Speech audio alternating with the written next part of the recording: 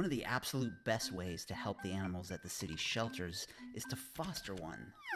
When you foster a pet, you're agreeing to give them a temporary, loving, and supportive home until they get adopted by somebody else. The process of fostering most often happens with the participation of a rescue group.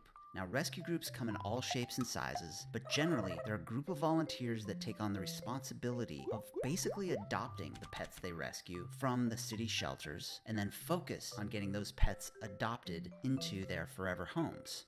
It's important to note that when a rescue group rescues a dog, they're taking on the ownership of that dog, so it's a huge responsibility. And more often than not, they don't have a place to house that pet, so they rely on foster parents to care for the animal until an adopter can be found.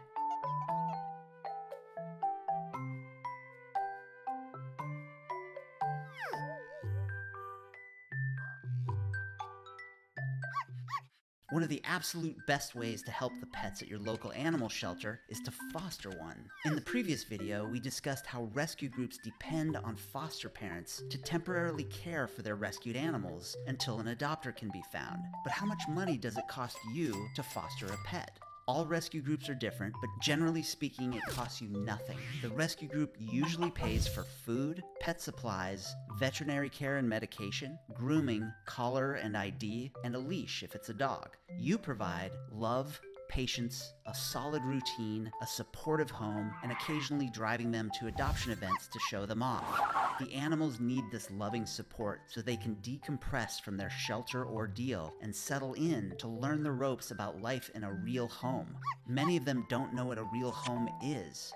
Your willingness to foster a homeless animal is the most valuable gift you can offer them, and fostering saves lives every single day. In the previous videos, we discussed how rescue groups depend on foster parents to temporarily care for their rescued animals until an adopter is found, and how it costs nothing to be a foster parent. But what makes a great foster parent? It doesn't matter if you've had a pet before or not. Anyone can do it.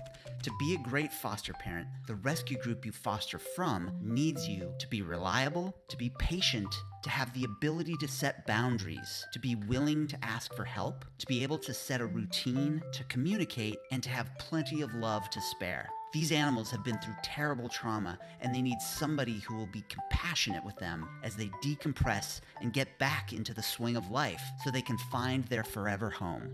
If you're willing to help save a life by fostering, you have many options.